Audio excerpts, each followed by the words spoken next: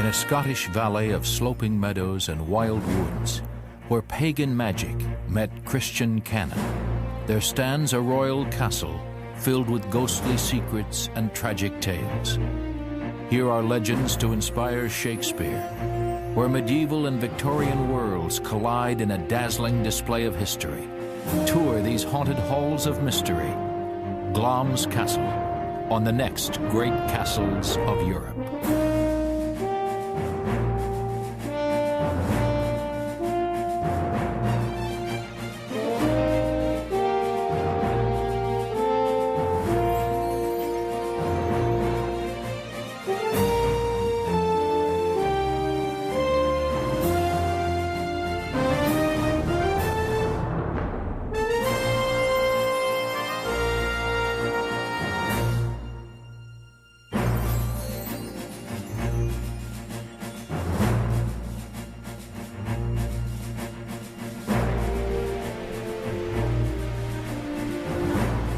Some 1,200 years ago, a lone missionary crossed the rich red soil of the Scottish valleys. His name was Fergus, come from Ireland, the land of St. Patrick. Much about this holy wanderer is lost in the dim record of ancient history, but this much is known. Fergus took his Christian teachings through this land, where he encountered people of a pagan kingdom. We call them the Picts, Latin for the painters. They were one of the most powerful groups to settle Scotland.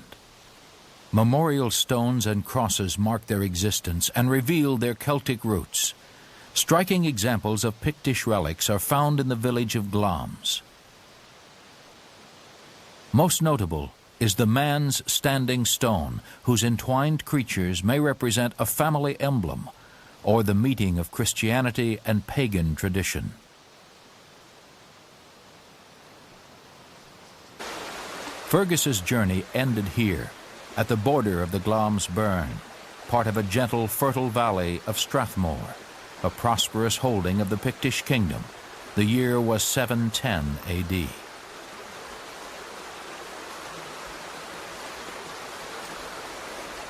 Here the missionary's message was well received. He soon founded a church, and word spread of his teachings. The ranks of the converted quickly swelled. Legend says Fergus, who would one day be sainted, baptized many at a site along the river. A well placed there was named for him.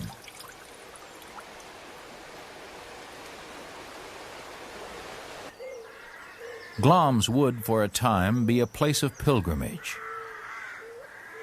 As the centuries passed, Christianity took hold here and across Scotland. At Glamis, the pilgrimages ended. As a holy place, its time had passed. But as a playground for kings, it was just beginning. Glamis' rich woodlands and gentle glens were full of deer and wild boar. For Scottish monarchs, it proved an irresistible hunting ground. Thus begins the history of Glamis Castle.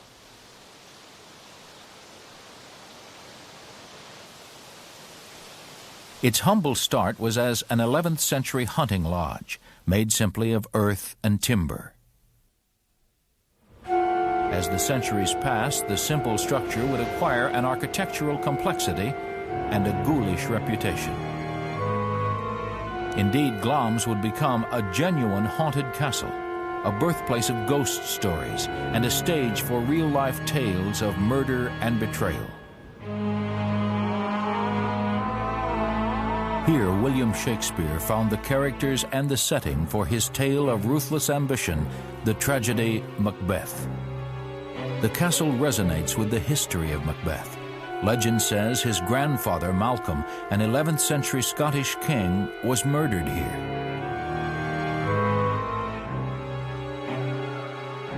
In truth, King Malcolm did die at Glamis, but probably from wounds sustained while hunting deer.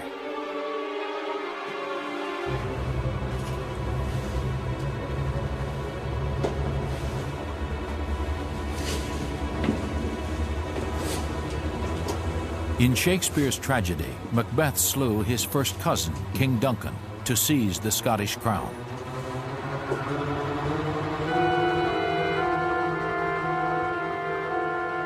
Here, the supposed scene of that crime, King Duncan's Hall, named for the grisly event.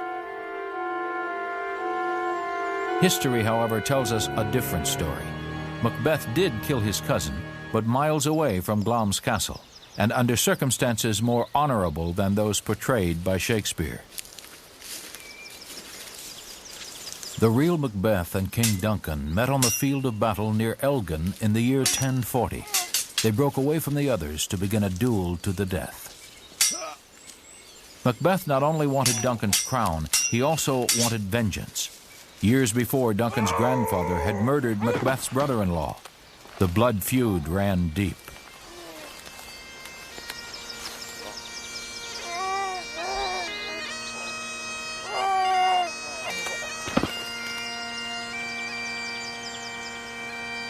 It ran deeper still with the death of Duncan.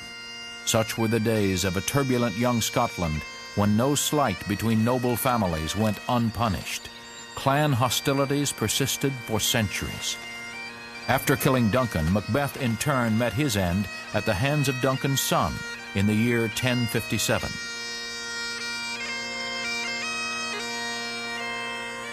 Macbeth is buried here on the Isle of Iona in a graveyard richly planted with Scottish monarchs. He shares his resting place with King Robert II. It was Robert who placed Glamis Castle in private hands by granting it to Sir John Lyon in 1372.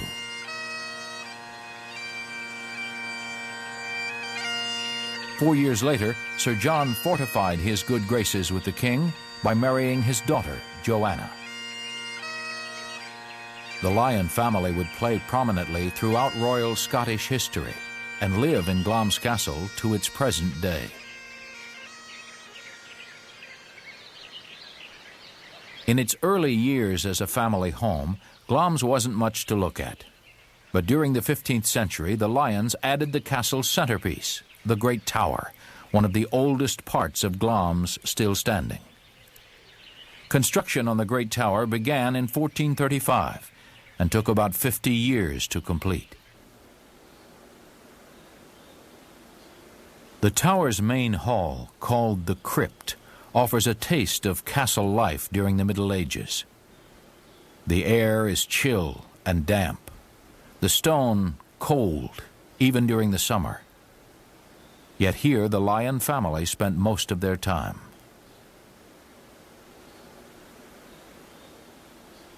The crypt has remained largely untouched since the 15th century.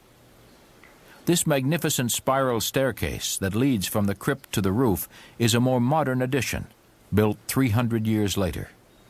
It includes a rather primitive version of central heating.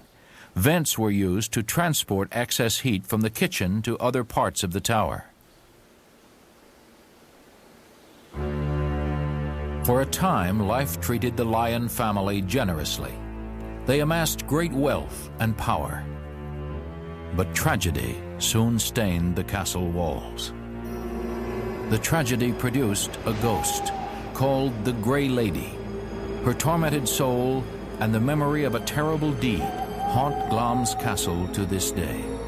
The Grey Lady is said to be the ghost of Lady Glamis, who died in 1540. She was brutally killed, the target of an unchecked hatred by an obsessed Scottish king, King James V. James was the last of the Catholic Scottish kings and a leader in Scotland's struggle for independence against England. But he was also a bitter, lonely soul. Frequently, James eased his alienation by escaping to the woods, dressed in disguise to seek the company of gypsies and tramps.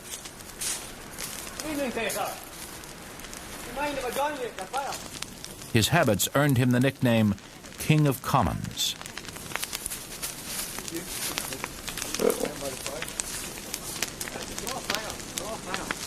There, among his poorer subjects, James often sought solace in the arms of a woman. But sympathy for the monarch comes hard in light of his cruelty. The full force of his vindictive nature fell on the Scottish clan Douglas, the clan to which his much-abhorred stepfather belonged. So deep was his hatred of his stepfather that James vowed to cleanse Scotland of the Douglas name. The castle at that time was in the hands of Lady Glamis, widow of the 6th Lord of Glamis. Her former name was Janet Douglas, a member of the Douglas clan. James charged Lady Glamis with witchcraft, and she was condemned to burn at the stake. The Scots were shocked and dismayed at what had befallen this much-admired woman. It's said that all those present at the hideous scene of her death bowed their heads in shame.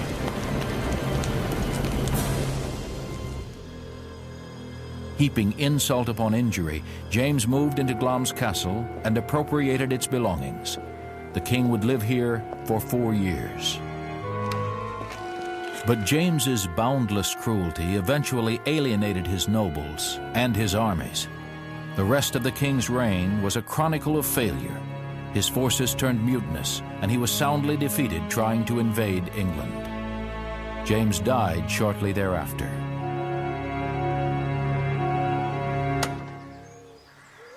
At Glamis, his coat of arms still rests above the front door. After James's death, steps were taken to redress the injustices rendered during his reign. Lady Glamis was posthumously proved innocent of witchcraft, and the Glamis estate restored to the Lyon family. In a final act of reconciliation, James's teenage daughter visited Glamis Castle in 1562. Her name was Mary, Queen of Scots. The visit restored the bond between the Lyon family and the Scottish monarchy, and Mary strengthened a weak link among her nobles. She needed their support to stay balanced between Scotland's factious Protestants and Catholics.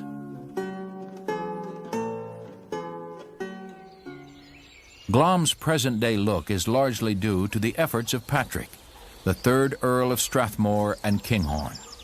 Building on work begun by his grandfather, Patrick gave the castle a 17th century facelift and initiated a number of ambitious constructions.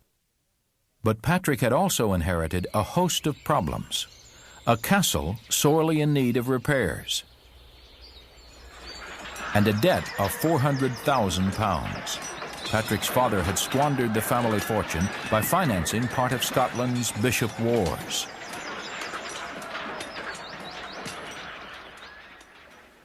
But Patrick, whose business acumen belies his rather whimsical way of dress, restored both the family fortune and the castle.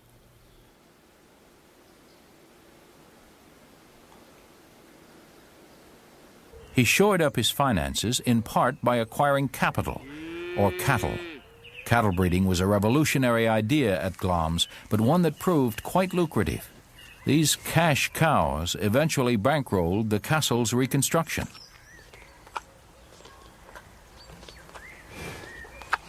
Patrick's remodeling campaign filtered into every crevice of the castle. Among his numerous additions and alterations, Patrick raised the central tower to new heights.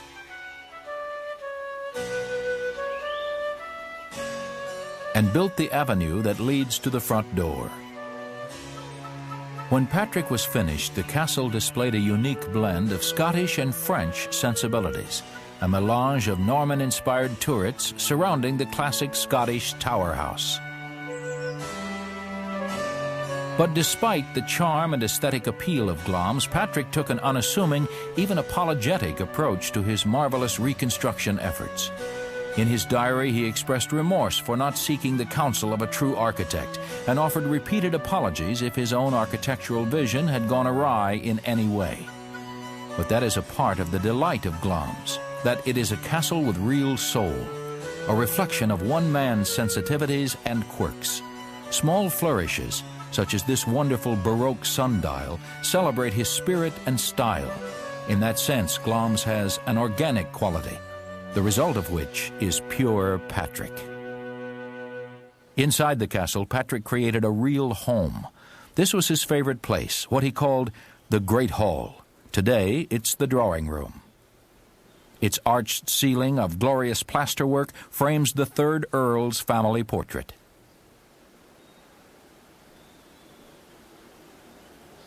Patrick, seated in the center, is surrounded by his sons.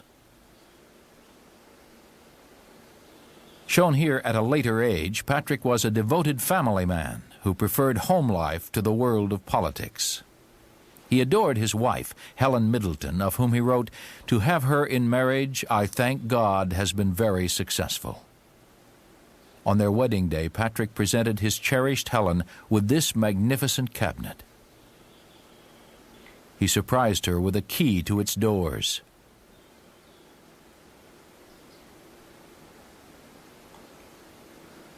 Bits of Patrick's legacy are scattered throughout the castle, including King Malcolm's room. His wife Helen embroidered these wall hangings. Done in pettipoint design, they were originally used for a four-poster bed. A close inspection reveals intricate floral patterns and other motifs worked straight into the linen.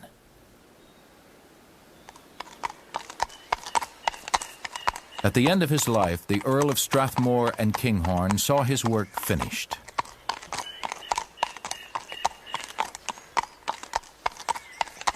He had transformed Glamis from a debt-ridden structure into one of the richest estates in Scotland.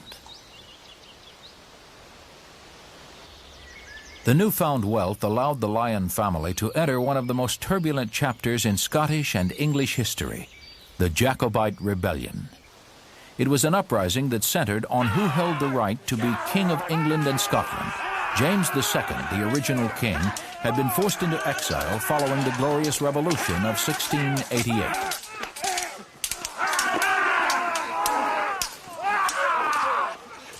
Those who supported James and his descendants were called the Jacobites. They wanted to restore the Stuarts to the throne and launched a guerrilla campaign that would last for 60 years. Right, leave it, come on! Get out of here, mate! The Lyon family sided with the Jacobites and paid dearly for it. John, the 5th Earl, was killed in battle in 1715.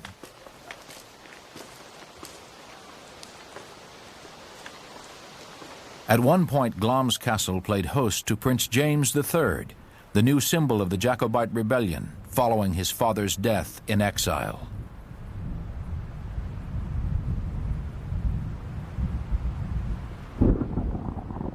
But in the end, the Jacobite movement proved unsuccessful. Ending in the definitive Battle of Culloden in 1745, its political character soon replaced with harmless sentiment. Any traces of ill will toward England soon vanished from Glamis, when an important marriage followed that established bloodlines between the Scottish Lyon family and England. In 1767, John Lyon, the 9th Earl of Strathmore, married an Englishwoman of great stature, Mary Bowes. Above the fireplace in the drawing room, the entwined thistles of Scotland and the roses of England symbolize the union between two countries and two families. Life at the castle continued to prosper. In time, the family took the name of Bowes Lyon and acquired a seat in the House of Lords.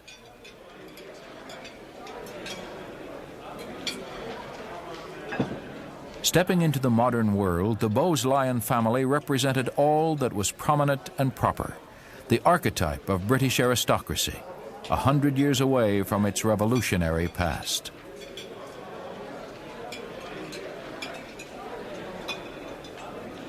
But the crowning glory arrived in the 20th century, when a family member entered the realm of English royalty.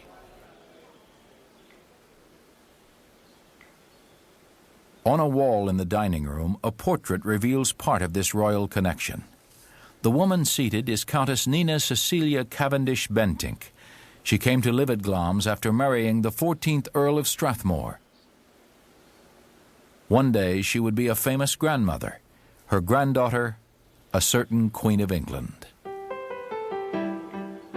The Countess's bedroom, just as it looked at the turn of the century.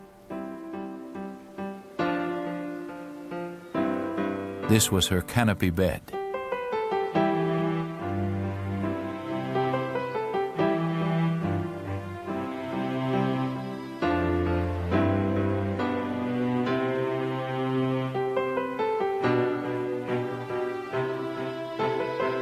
On the bed's pelment, she hand-embroidered the letters C, C for Cecilia and C for her husband Claude, followed by the names and dates of birth of her 10 children.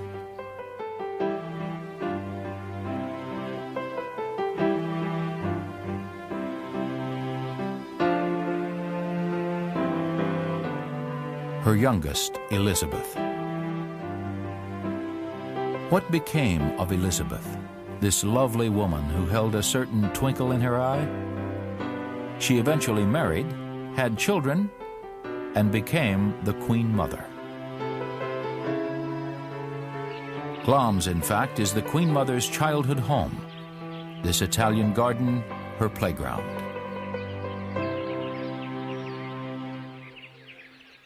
In the billiard room, among the glorious and rare tapestries, a teenage Elizabeth nursed wounded soldiers during World War I. The room had been temporarily converted into a hospital ward.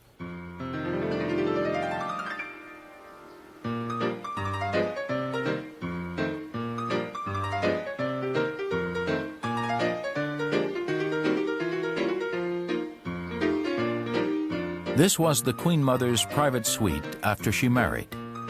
And it was in this part of the castle that she gave birth to Princess Margaret, the first time in 300 years a royal baby in line for the English throne was born in Scotland.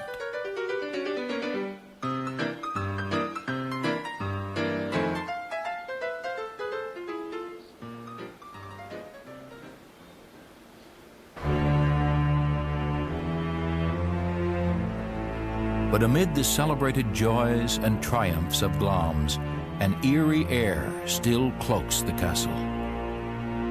Stories heard here hint of dark secrets of the past.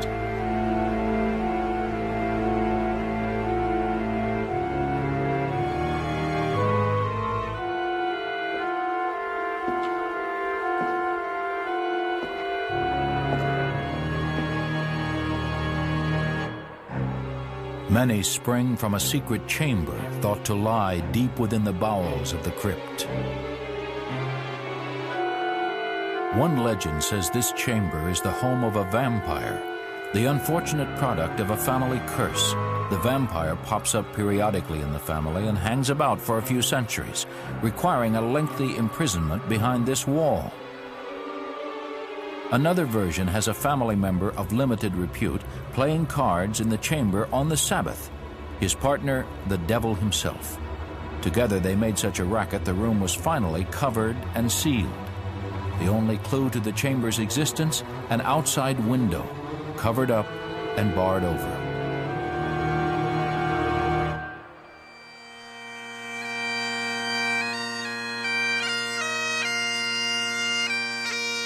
Other visitors from the netherworld are said to walk the castle halls, peer out of windows, and trip the unwitting visitor.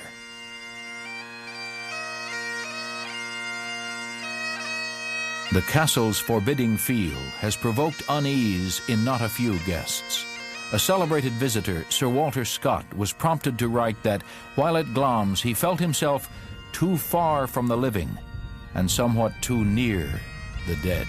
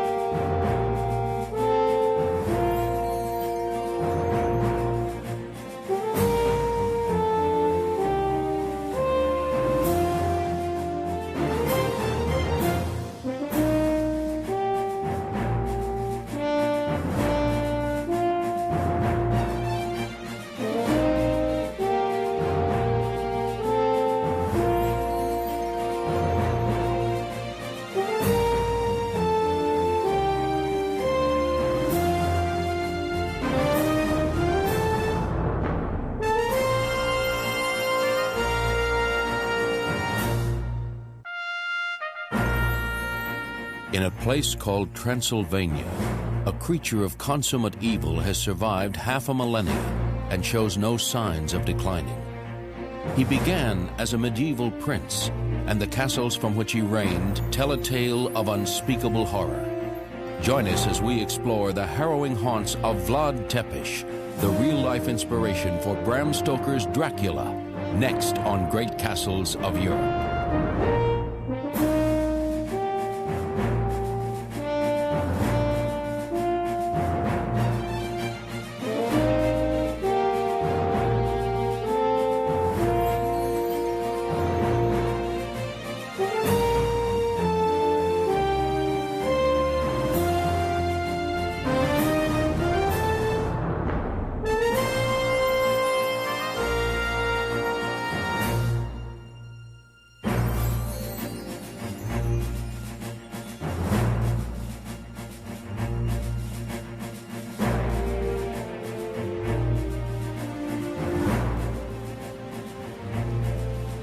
Romania's Carpathian Mountains.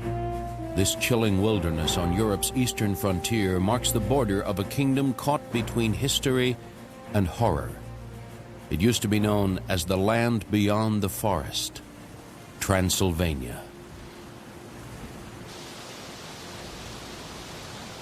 Here, since the Middle Ages, stories of supernatural evil have thrived among its peasants, of a devil who grows stronger through abominable acts, and a region of darkness untouched by God.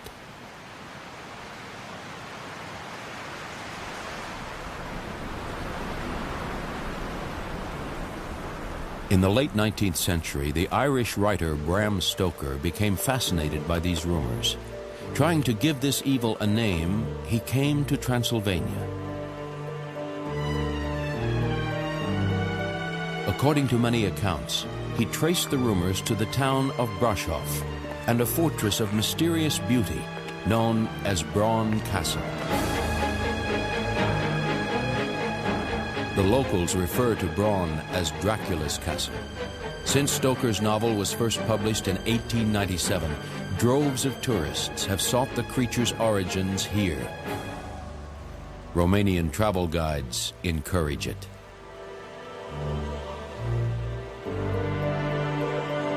For lovers of the macabre, the castle has become a site of homage. Yet the troubled spirit connected to this place is far more peculiar than most vampire seekers know.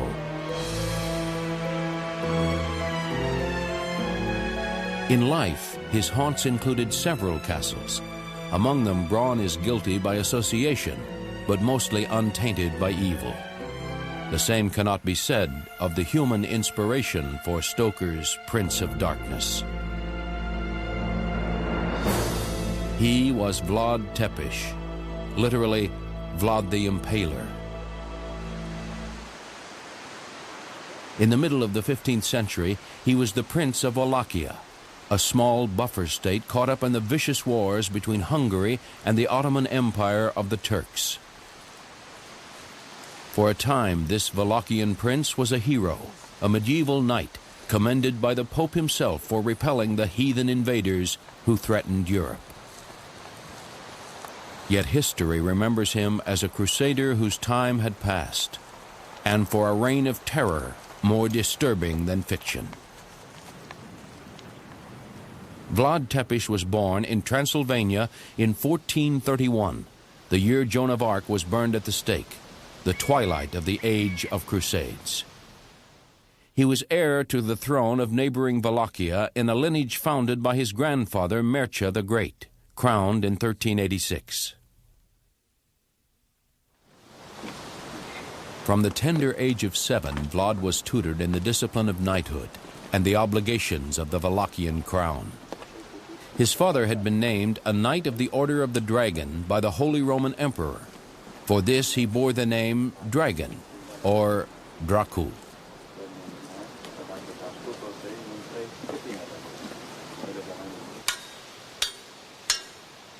As his son, Vlad was sworn from birth to take up the sword for Christ.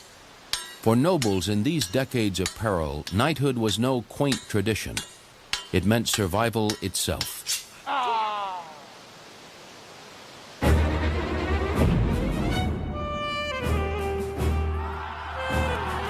the fearless horsemen of the Ottoman sultans swept steadily west in a chain of victories seemingly destined to swallow Europe. In 1453, the death knell of Christendom would roar across the continent, the fall of Constantinople.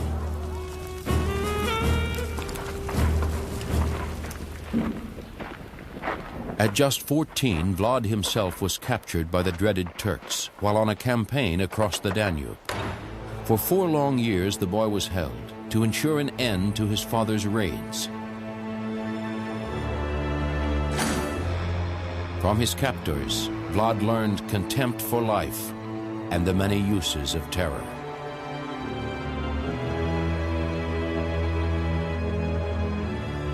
With Dracul's son in chains, Wallachia was a mere stepping stone to the great empire of Hungary. The Ottomans raided its rich trade routes, preparing for their final thrust into Europe. Under the Muslim sword, all of Wallachia cried out for a savior. Brasov was the region's greatest prize, the crossroads for all trade passing between Europe and Asia Minor.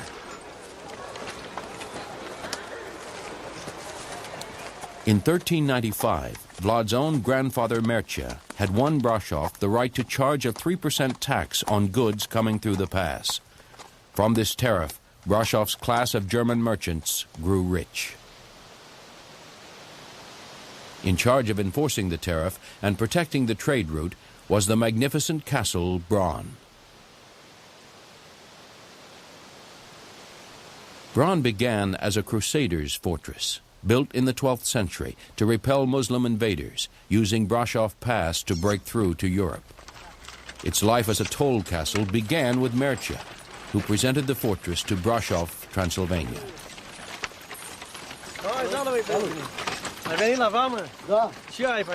Braun's soldiers guarded passage of trade and collected the town's share of revenue.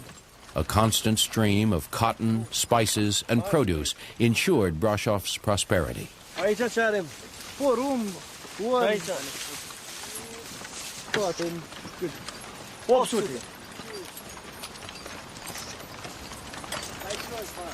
Despite havoc wrought by the Turks, the town's rich merchants, called boyars, grew arrogant and greedy under the protection of imposing Braun.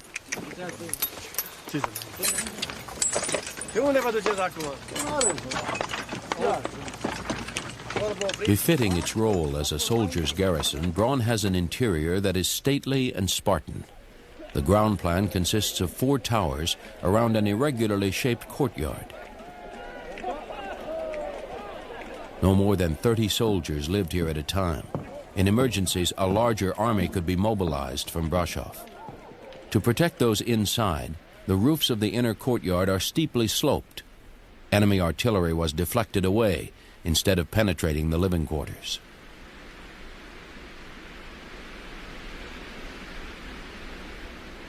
The chaotic layout of Braun's towers and multi-level battlements derives from the castle's foundation. It was shaped to fit the rock on which the castle is built. The living mountain extends into Braun itself, remodeled in more recent times to serve as a vacation home for Romanian royalty.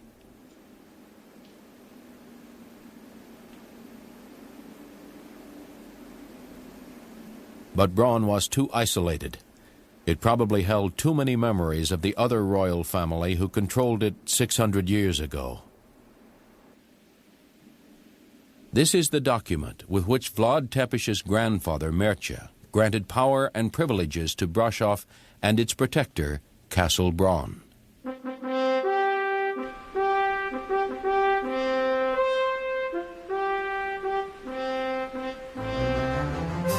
In 1456, after years of imprisonment and exile, Wallachia's princely protector was about to take the throne. Vlad Tepes's coronation took place here, at the ruined castle Târgovista, Wallachia's capital and power center for the heirs of Mircea the Great. In the castle's great hall, Vlad, like his father and grandfather before him, was crowned Prince of Wallachia. High Christian pomp accompanied the crowning. From his ancestral palace Târgovista, Vlad would carry out most of his reign.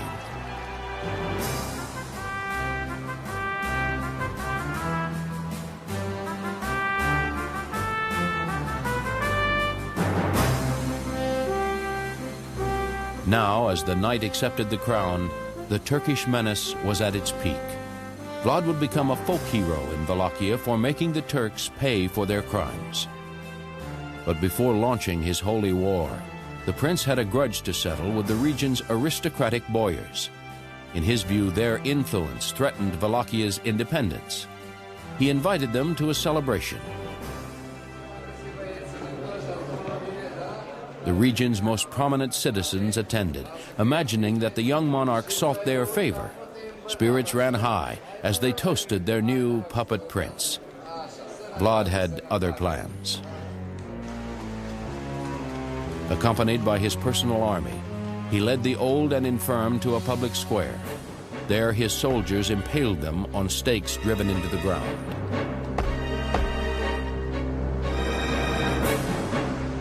Before the elders had died from the excruciating torture, he forced the younger boyars, both men and women, on a 50-mile march to this eagle's nest high in the Carpathians.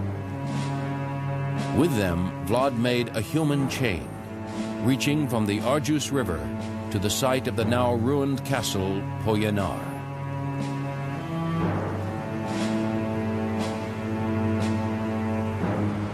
There, his grandfather, Mircea, had built a foundation. With the nobles as slave labor, Vlad completed it. By then, 200 boyars would all be dead, impaled, killed by frost, or fallen from the Carpathian summit.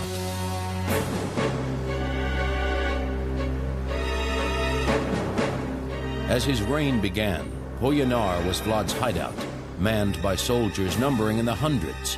Its walls were reinforced with brick to withstand cannon fire from the enemies he would make as prince. Now just 25, Vlad's plans for Wallachia and himself were truly visionary. From his castle strongholds, the courageous prince intended to win Wallachian independence from the empires that dominated it, Hungary and the Ottoman Turks. A free nation would emerge, unlike any in Europe, until the Middle Renaissance. The prince, whose official seals are seen here, would be accepted as a great European ruler. Wallachia would be free of its tormentors.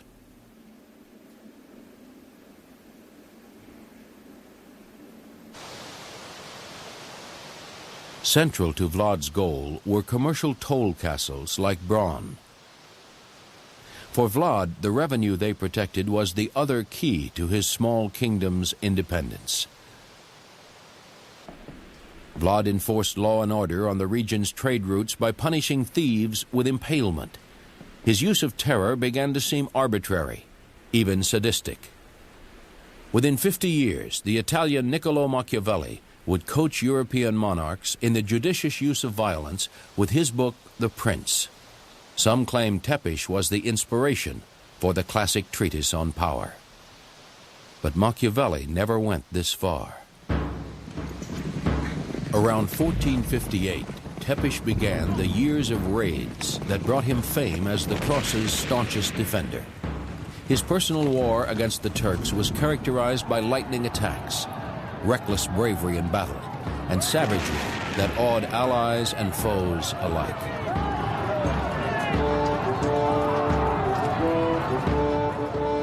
At the start of this era, Pope Pius II praised the Christian Crusaders' successes. By its end, Rome and the civilized world had distanced themselves from the uncontrollable prince on their frontier.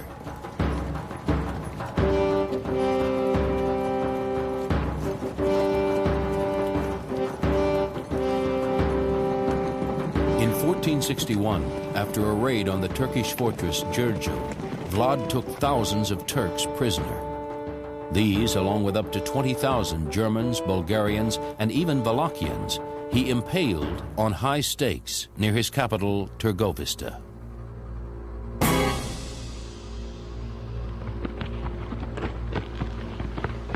When the Ottoman Sultan Muhammad II arrived for battle months later, the horrifying forest of corpses was still there. He turned his armies around, saying, "What can we do against a man capable of this?"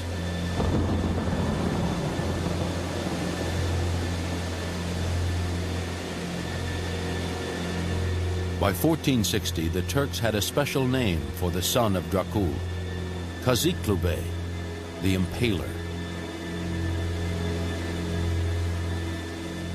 Yet the prince's excesses weren't saved for Turks alone. He impaled foreign ambassadors for imagined insults, German students accused of spying, lovers for alleged infidelity. By the end of his reign, he'd murdered 100,000 of his own countrymen, a full 1/5 of the Wallachian population.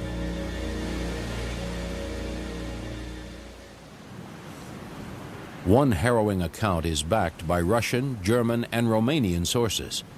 According to them, Vlad invited hundreds of Wallachian sick and poor to a lavish banquet near Târgovista. When the prince asked what else would please them, they answered, "Relief from our pain and want." Vlad ordered the hall locked from outside and set on fire.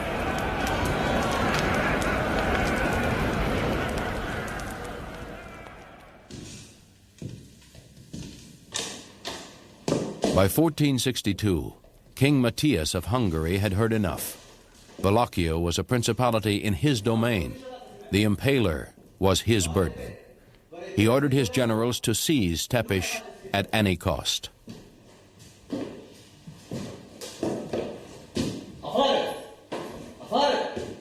But now Vlad was headed for them. With a small band of followers, he had fled Wallachia and was on the run to Transylvania, with the legions of Mohammed the Conqueror hard on his heels. They crossed the Danube, then this bluff, their horses shod backwards to throw off pursuers.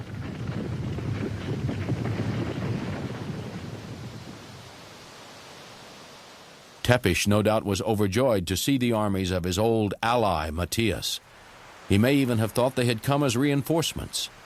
Instead, they put the madman in chains. He was imprisoned somewhere in Transylvania, perhaps even Braun Castle. His second internment lasted 12 years, and during this time, the trail of Vlad Tepish, the historical Dracula, grows dim.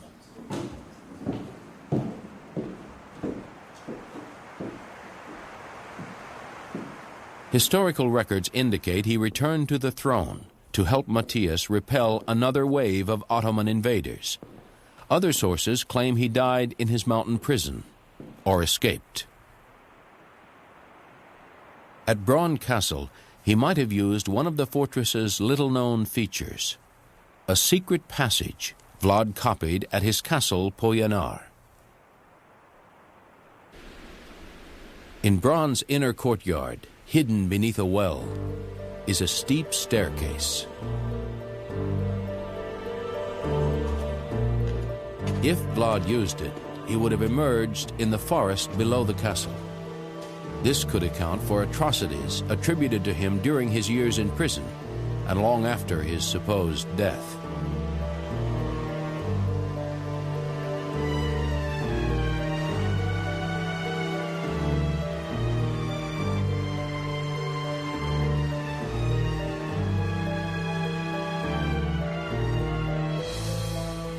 It's likely that Vlad died as he lived, around 1477, in a final battle against the Turks. His head, some claim, was sent to the Sultan, proof that the Impaler was dead. But because of his deeds in life, Wallachians had a hard time accepting his death. Rumors of his nocturnal murders continued.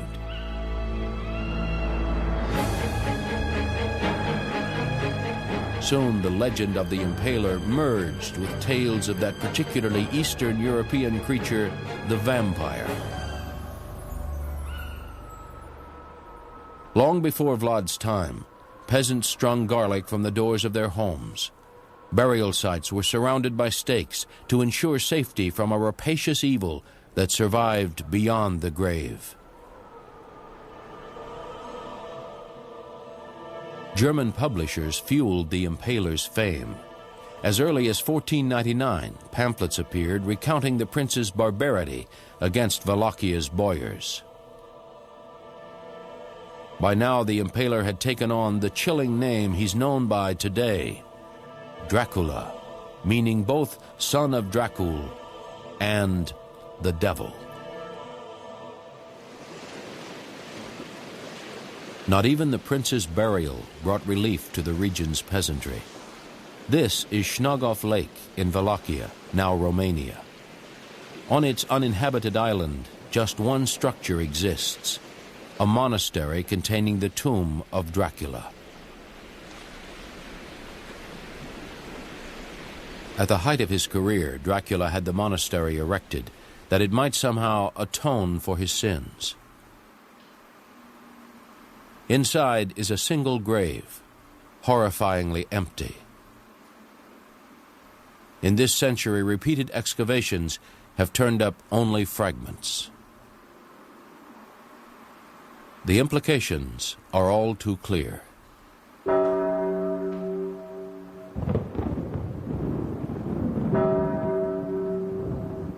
According to legend, on the day he was buried, a fierce storm raged. The wind tore the chapel from its foundation and blew it into the lake.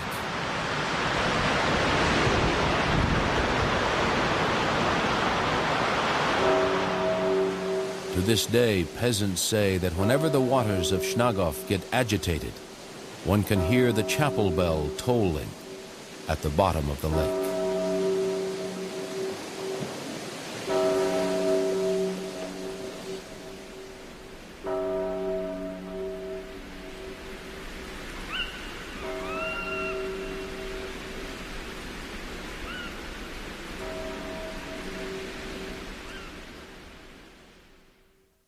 This is what Bron Castle looked like in the years Bram Stoker could have seen it, as the 19th century shuddered to a close.